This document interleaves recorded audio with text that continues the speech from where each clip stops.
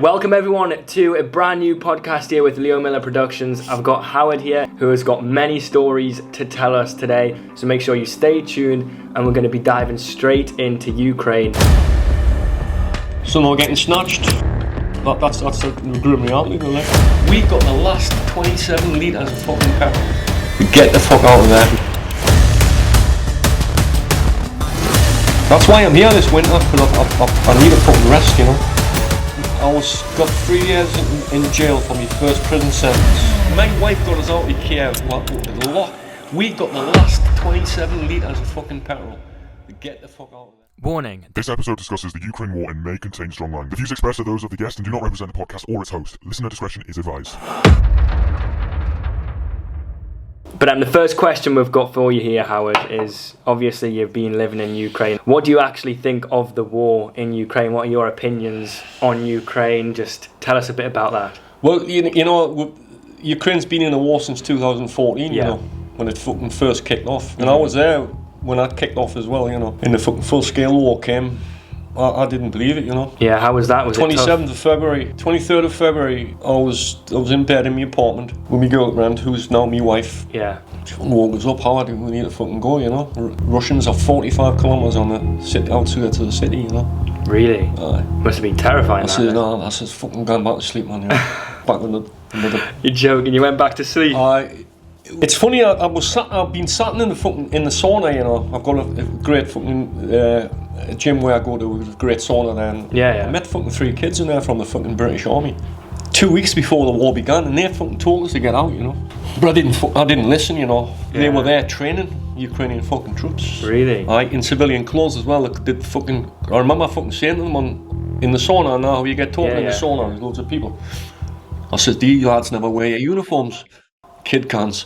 Oh, let's not talk about that, you know. Yeah. So how did you actually end up in Ukraine? Is there a backstory to what happened, and when did you actually arrive in Ukraine? When did you get there? I went to Ukraine in 1990 with the band called the Band of Holy Joy. I was a guitar player. Right. Yeah. We were invited there by the Russian government, you know, because it was still Russia then. Yeah. 1990, it changed over 92. So we went, Ukraine was Kiev, where I live now. That was a place where we played a concert. Minsk, Lithuania, St. Petersburg, Moscow, you know.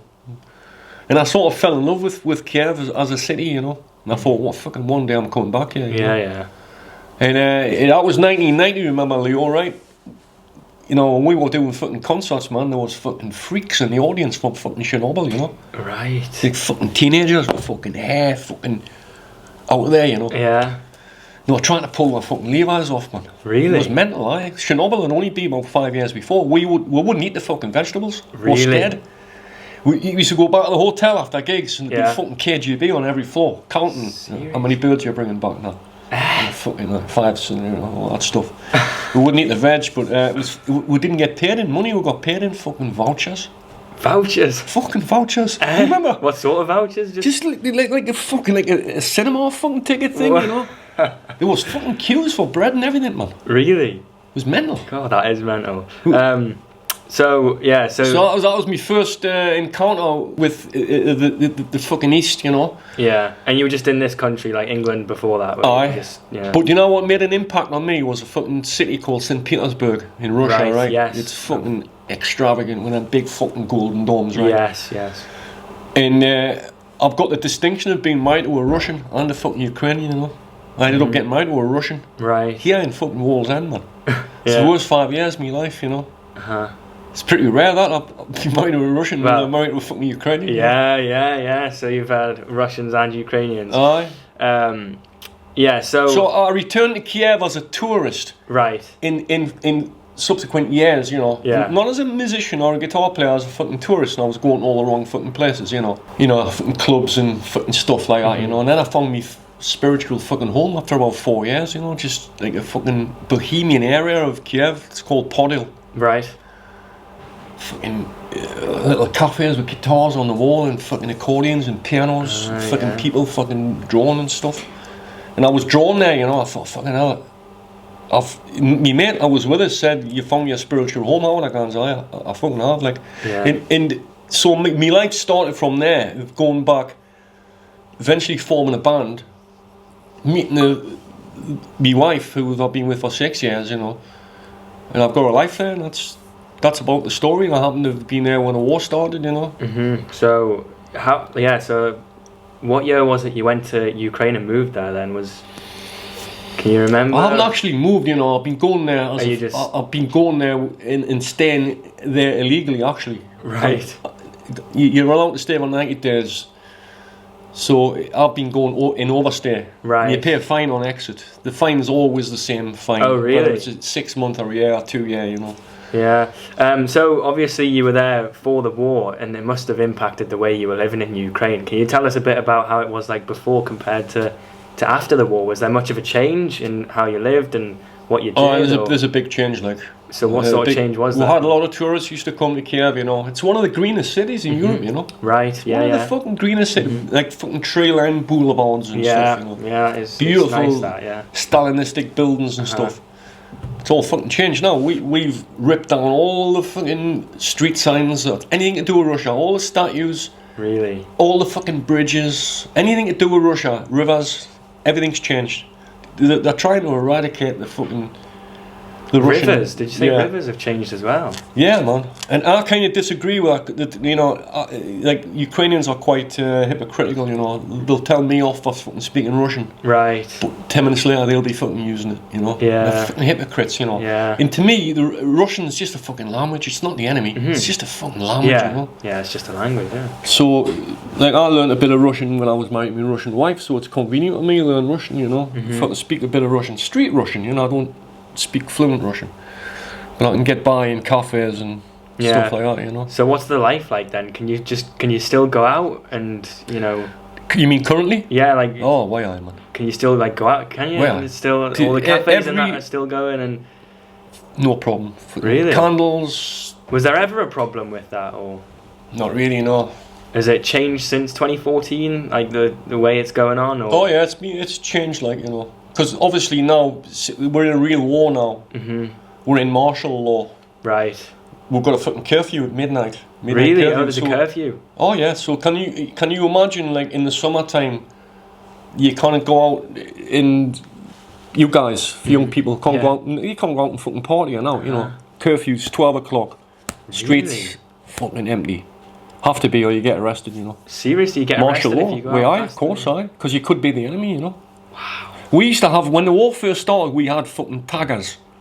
Taggers are people, like Russian sympathisers, because we don't know who the enemy is in Kiev. We don't fucking know, you know. Taggers would tag the buildings with a fluorescent paint. A building that needed to be fucking hit, you know. Really? Yeah. Right, taggers. And the fucking citizens would be out. You know, any fucking looting, any looters by Ukrainians, the Ukrainians would tie them to fucking trees. Seriously? Naked, right? And let the fucking public fucking whip them and stuff, you know. Shame them, you know. And that's just recently, or is that is that still going on then? I've got loads of photographs of like Ukrainians fucking tied up to a fucking tree on the fucking main street. So who did you say was tying them up? It was Ukrainians tying their own people up to shame the fuckers, you know, looters. Right, all right. And then the Russian taggers, they would be jailed then, like, you know. Really? Oh, aye. So obviously, you know, there's the air sirens and everything, isn't there? Like the missiles. Sometimes 4 and 5 times a day. Really? Proper World War II fucking. Really? Does that affect how you live as well? It must affect how you live. Oh, it does, you know. Do you have to be inside or something for that, or in like a specific shelter when that comes up? I've got an app on my phone, right? It might go off when we're talking, actually, it'll be...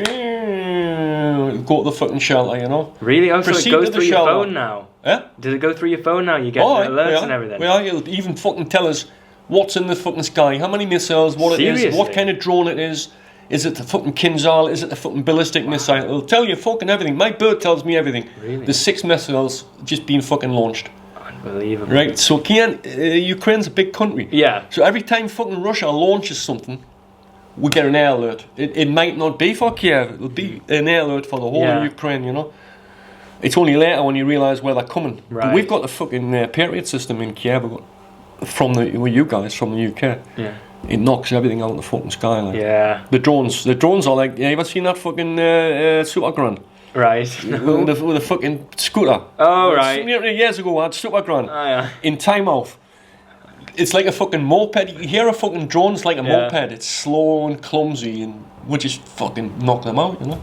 God, it must be scary. They carry about 2, 3, 4, 5 kilos of fucking explosives. Seriously? That's what does the damage, the collateral damage. Yeah. Now, when we hit the fuckers, we try to knock them out over the river, you know, or open space, but it's the collateral damage done by the debris, you know, shrapnel. Yeah, you said you have some footage as well of being in a shelter, haven't you? Or I've got footage. If anybody on this podcast just simply puts in North Tyneside man in fucking bunker in Ukraine, it'll come up with me, you know. The BBC done a fucking thingy. Yeah, I can put the link in the description. You could, if you want to go find it. Yeah? You can search it and find it, you know. It's fucking me looking down in the bunkers, you know. Wow. With children, kids, and pets, and fucking cats and dogs, you know. It's terrifying, man. Yeah. So you know what? Do you know my wife got us out of Kiev. We got the last 27 litres of fucking petrol to get the fuck out of there. Really? And my girl had to beg for it. Really? We were fucking third in the queue, and we had no fucking petrol, man. And we're giving people 27 litres just to get out of the city, you know. Yeah, yeah. My bird begged the guy for it. He said, "Okay, he's okay. I'll give you 27 litres." Wow, God. And we went to a family. We went down the southwest to get away from Kiev, about 200 kilometres. And we went to a fucking apartment where there was other family members there, cousins and uncles and aunties and that, and kids and that, you know. And we lived there. I was there for 3 weeks, you know. Pitch fucking black, bomb shelters, you know. I just slept in my van, you know. Eventually I was ignoring the sirens, you know. But man, when we were in the fucking kitchen eating our dinner, you know, the men would come in and eat their dinner. But a table about this size in the fucking kitchen, the men would eat their dinner. And then when the kids had been in their dinner, the men would eat theirs, and then we went in the lounge area, right? And I went to the toilet, I went past the kitchen. All the women were in the fucking kitchen. Now what they're doing? What? Making fucking Molotov cocktails. Fucking barrels of fucking petrol and rags. The women were fucking peeling potatoes, man. Couple of them down there were making Molotov cocktails, you know. Wow, serious? It was fucking serious, aye. Christ. Now, I want to ask you a question here, and it's about the media. You know how the media is obviously all over the war and everything. Is there something about the war that you think the rest of the world, like, doesn't know, or the media's missed, or something? Is there anything? Oh yeah, of course. You've just fucking left where you forgot what. That's the way it works. Fucking Israel came along, so you just so Ukraine has sort of dropped off the media now, hasn't it? Yeah. My family don't know what the fuck's going on in Ukraine. Fucking, you've got millions all over Europe, and people are sick of the Ukrainians as well, you know. They're getting the blame for a lot of shit, you know. Oh, it's the economy's collapsed because of the Ukrainians. We're getting all these fucking billions. Yeah. Don't know where the money's going, like. So, but it's still a great life, Leo. It's even now in wartime, you know. It's still a fucking good life, like. Seriously, it's as if nothing's changed. You're just in a war. You've just adjusted you're in a fucking curfew. And you know when the Russians fucking hit us, like in the winter, they're gonna hit you hard. They try to hit you hard in the strategic places, like electrical fucking things and gas things, you know, to disrupt the fucking thing, you know. And they're hammering away at it all the time. We use generators. As soon as the fucking electric's off, people are just firing up their generators, businesses, cafes. So do you think it's going to come to an end anytime soon then, or not? Or do you think it's just going to keep going and going? Gotta hope that fucking Trump can do something like, but yeah, I don't know, you know. I fucking it needs to end, man. You know, I've lost fucking 2 band members, man. Seriously, snatched on the fucking street, like old days. You call it press ganging in the old days, you know. So a lot of my mates are afraid to go out. A lot of the concerts we do, there's hardly any. We've got hardly any women in Ukraine now. Oh really? Because most of them have fucked off. Yeah. And the men are hiding. You know, the men are hiding. It's terrifying. Some are getting snatched. That's the grim reality, like. Right, let's talk a bit about your band in Ukraine. Is there anything you want to touch up on that and tell us about? Fantastic, well, you have to remember, like, before I went to Ukraine, I'd been married to that fucking Russian, you know. Yes. And, like, my guitar went under the bed for about 5 years, you know. She's one of them, you know. She didn't discourage it, if anything. When our fucking family came from Russia or something, you want to get your guitar out and fucking... No, she said, fuck no. I'm going to get my fucking guitar out, you know. So it was like under the bed for 5 years. When I got divorced, got the guitar, you know, and I started fucking playing. And I thought, oh, fucking hell, you know, 5 years. Because I'm from a musical family, you know. My brother's a musician. Right. My 2 sons are musicians. Yeah. My dad was a player. I've got a fucking famous cousin called John McLaughlin. Right. Who's he's 82 now. He's a famous guitar player. Everybody fucking knows him. Anybody who's anybody in the jazz world. He's a full cousin, you know. So fucking music's in our family. So when I told you before I went back to Ukraine, and I sort of found my spiritual home down there. I started playing with people again, and just meeting musicians, and I met loads of. I got fucking so many friends, man, and they're fantastic musicians as well. You know, and I'm a country musician. Right. What I require in my band is a fucking double bass, mandolin, banjo, and a fiddle. You know. Yeah. And finding them musicians in Ukraine's really difficult. You know, I've getting classical musicians and training them how to fucking play country. You know, it's really difficult. Well, we'll be talking more about your music later on, because we're going to be having you playing some live. Yeah, we'll play a couple of songs. Music, yeah. But so the last thing we'll touch up on Ukraine, because we've got loads of other stuff to go through. Is there a specific story that's stayed with you, like whether it's something that's happened during the war, just anything in general with your band and Ukraine? Is there any specific stories you'd like to tell us and share with the audience?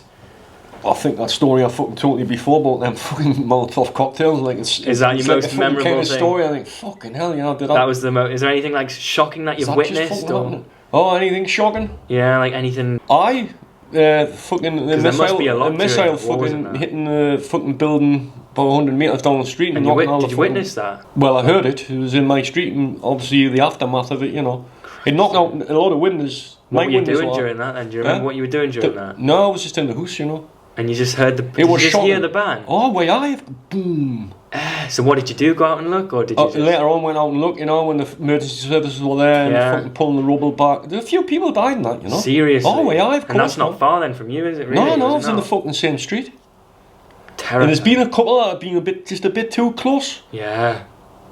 And my wife, she's got a daughter of 15, you know, and depending on what it is that we're being hit with, she'll get the kid and they'll come in the hallway away from the windows, because the windows is the fucking of course, yeah. I used to just stay in bed, you know. I used to just say, oh, fuck it, I've had enough, you know. That's why I'm here this winter, because I need a fucking rest, you know. Really? I wanted to get away for the winter, and so because I haven't got a visa, I can only go back in 90 days' time. So I figure out December I'm going to see my family. January, February I'm going to fucking Thailand, you know. And my wife's there, so that's just the way it is, you know. So is it worse during the winter then? Did you say like the? Oh fuck, of course, you've got every element against you in the winter. You've got the fucking cold and the darkness. The darkness. Yeah, so if they knock out our lights, knock out the grids, because that's what they're trying to do. We'll fix stuff really quick. Like Ukrainians fix stuff. Russians. You know, when a Russian tank gets fucked up, they just leave it, you know. Really? Ukrainians fix things. As soon as it's fucking broke, they fix it. Hey, well, that is good. It's good to be efficient, isn't it? Hey, yeah, no, it's just been forgot about though. The war in the media hasn't. It's just been forgot about. It's just been forgot about. How does that make you feel? Well, it makes us feel. It makes us feel like that I forgot about, you know. But obviously we're still getting millions and millions, you know. But Trump's fucking threatening to stop the money. He's been on telly saying that, you know, money's going to fucking stop. Like, so I don't know what's going to happen. So let's move on to a bit of a backstory of you, because you were telling me how you've been in prison a couple of times. Oh yeah. Do you want to just like tell us a bit about that? Just anything like the first. Obviously, I grew up in the northeast, you know. Yeah. Went to school in Wallsend. Yeah, we went to South Africa when I was a kid as well. I've been to a lot of schools. From a broken family, you know, mother and father fucking arguing, fighting. Yeah. Seen a lot of stuff. It's like a typical background, you know. I could have ended up as a career criminal, where I managed to go in a different direction, you know. Thankfully. Yeah. There's a lot of mates who were career criminals, you know, and I've ended up in prison just through fucking stupidity, really, like, you know. Do you want to tell us why, or is that too? Well, I got 3 years in jail for my first prison sentence for an incident that happened in the Granda Town, Tamworth. Oh yeah. Section 18, unlawful wounding. Just give a kid a hiding, you know. What I had was an imitation firearm, you know. Right. When was this? Was this like? 75. Really? So this is like way back. Maybe 75 or 76, because when I was in fucking Durham, it was one of the hottest summers on record. Right. And I remember how spiteful they are in jail, you know. They used to put the fucking heating on in the summer. Really? Aye, they're fucking sicken you, you know. Oh, aye. So I was in Durham when I was 20. Yeah. I got a 3-year sentence. And that was the first time? No, I had a 3-month sentence when I was 14. Oh, so that... When I was at school age, shoplifting. Oh, really? And that was the time when Margaret Thatcher had a fucking little system in place called a short, sharp shock. Right. Where you go to a detention centre for 3 months or 6 months. I got a 3-month detention when I think it was about 14, you know. So that was my first. And then you went for 3 years. And my prison sentence was when I was 20. But I came out of that unscathed, you know. But then I had another sentence again when I was about 24. I went on the run. I went to South Africa, you know. Oh, is that why you went? I was on the run for a couple of years. Came back. Got rearrested. I got 21 months. And that was my last time in jail, you know. I'm not saying I've been a good boy after that, because I wasn't, but I was just a bit more clever, you know. Yeah. A little bit more clever. Yeah. In you know, my sort of crimes were not like, I'm not a burglar, you know. No. I'm not a fucking burglar or a fucking robber. More white collar crime. Let's do a prison story. Right, you've got your guitar now. When I fucking first went to prison, right? Yeah. Imagine I'm 20 years old. Yeah. Come through the courts, go to the fucking jail, do the reception. You're 20-year-old, you know. You're bewildered. I got 3 years on one count and 3 years on another, right? Concurrent. I didn't know what concurrent meant, you know. I thought I was doing fucking 6, you know. Yeah. Really. There's a famous judge who sent us away as well. Really? A female judge. She's fucking famous. Anybody can look for her. She's called Mirella Cohn. She's a female judge, and she fucking deplored violence. She was really fucking came down heavy on violence, you know. She gave us 3 years on each charge. I didn't know what concurrent meant. I thought, fucking hell, 6 years, you know. Take them down, she said. You take it down the fucking steps, you know. Proper fucking moot hall, Newcastle. Wigs and fucking shit, you know. Yeah. It's fucking terrifying, man. Yeah, I bet it would be scary. And went downstairs, and this fucking kid was in there holding cell. He goes, how long do you get, young'un? I says, fucking 3 years and this, 3 years and what? He goes, oh yeah, it's not too bad. 3 years, guns. It's 3, guns. Not. I said, it's not 6, he goes, no, it's 3, you're doing 3, yeah. I was like sort of fucking relieved, you know. Gets into fucking jail that night anyway, like I say, come to the fucking reception, go up the fucking land, and you got your pitiful fucking little fucking clears, and you have 2 pairs on the pants, 2 fucking shirts, a couple of vests, you know. Remember, this is set in 1975 or whatever, you know. Durham's horrible, it's like a fucking Victorian prison. Still a fucking same from what I've been told, you know. On a Monday, I was arrested, and on Tuesday they took me to the jail, and on Friday my trial was attested, and on Thursday I begged them not to knock me down again. I got stripes around my shoulders, I got chains around my feet, I got stripes around my shoulders, and these chains, they gonna drag me down, way on down. On a Monday, I was arrested, and on Tuesday they took me to the jail, and on Wednesday my trial was attested, and on Thursday I begged them to knock me down again. I got stripes around my shoulders, I got chains around my feet, I got stripes around my shoulders, and these chains these chains, they're gonna drag me down, down, down.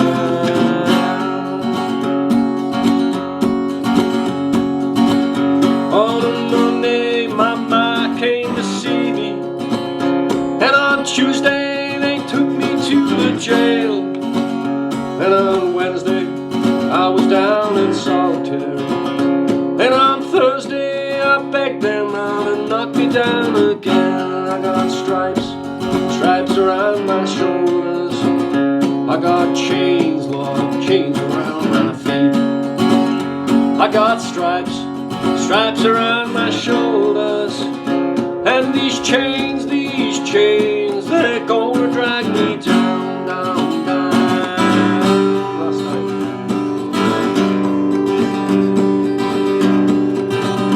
Whoa, Lord, have mercy on my soul. I'm begging you, please, Lord, I'm on my knees. On a Monday, I was arrested, and on Tuesday they took me to the jail, and on Wednesday my trial was attested, and on Thursday I begged them not to knock me down again. I got stripes, stripes around my shoulders. I got chains, Lord, chains around my feet. I got stripes, stripes around my shoulders. And these chains, boy, they gonna drag me down. Wow, that was incredible, man. So, jail song now. So you've got a social media. Do you want to just let the people, the audience watching, just let you, like, are you on Instagram, TikTok, YouTube, whatever? Just let them know. The Instagram is Redemption Pale Rider. It's got a fucking big heart on. Yeah. I'll put the links in the description as well, so whatever they're watching it on, they can just tap on it and it'll take them to it. I've got a YouTube channel. I don't really concentrate on it much, you know, really. But there's some fucking good stuff actually on my YouTube channel. It's just Howard Rickard. Right, there you go. YouTube, you know. So if you want to find, is it your music you upload or anything specific or just anything? Oh, speaking about Ukraine, I've fucking recorded 3 fucking albums in Ukraine, you know. Really? Do you want to tell us a bit about that? Aye, it's fucking great. That's great. That's really great. What's happening? I could never have achieved that in this country. Mm-hmm. I couldn't put a musician together, and I know loads of musicians here. Nobody's got the fucking time. You know? Yeah, and you're on Spotify, is it? I've got 4 albums on Spotify. And how did they find you on there? It's either Howard Rickard and the Pale Riders, or it's just simply Howard Rickard.